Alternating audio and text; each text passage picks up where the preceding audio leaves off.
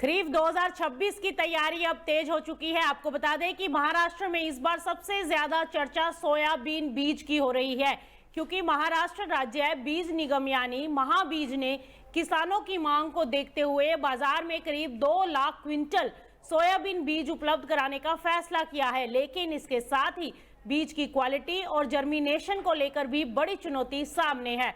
दरअसल महाबीज ने खरीफ 2026 सीजन के लिए कुल 2,65,972 क्विंटल बीज डिस्ट्रीब्यूशन की योजना बनाई है, जिसमें सबसे बड़ा हिस्सा सोयाबीन का है और इस बार करीब 1,98,000 क्विंटल सोयाबीन बीज किसानों तक पहुंचाया जाएगा।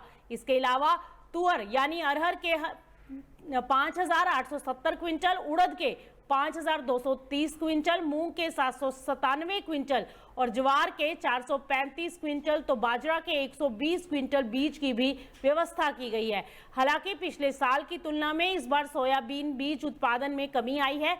2025 में जहां 2,54,000 क्विंटल सोयाबीन बीज उपलब्ध कराया गया था, वहीं इस साल 2026 में ये घटकर 1,98,000 क्विंटल रह गया है, यानी करीब 56,000 क्विंटल की कमी दर्ज की गई है। लेकिन बावजूद इसके कृषि जानकार कह रहे हैं कि इस बार सोयाबीन की मांग बढ़ सकती है, क्योंकि अंतर्राष्ट्रीय बाजार में सोयाबीन और सोया उत्पादों की मांग मजबूत होने की संभावना है। ऐसे में किसान ज्यादा रकबे में सोयाबीन की बुआई कर सकते हैं। अब बात उस मुद्दे की जो हर साल किसानों की सबसे बड़ी चिंता बन जाता है, और वो है बीज का जर्मिनेशन।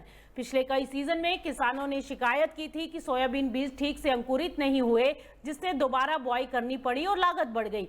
इसी को देखते हुए महाबीज ने इस बार बीज क्वालिटी जांच और टेस्टिंग प्रक्रिया को और सख्त किया है। महाबीज के मुख्य प्रबंधक निदेशक डॉक्टर दिलीप स्वामी का कहना है कि किसानों को इस बार बेहतर क्वालिटी वाला बीज देने के लिए अतिरिक्त सावधानियां बरती जा रही हैं, क्योंकि साफ है अगर समय पर अच्छी क्वालिटी का बीज मिला तो ही उत्पादन बढ़ेगा और किसानों का भरोसा भी इससे मजबूत होगा। अब सबसे बड़ी परीक्षा महाबीज के सामने यही है कि क्या इस बार किसान को समय पर और बेहतर अंकुरण क्षमता वाला बीज मिल पाएगा, क्योंकि खरीफ 2026 की सफलता काफी हद तक अच्छी क्वालिटी वाले बीज और उसकी उपलब्धता पर निर्भर करेगी।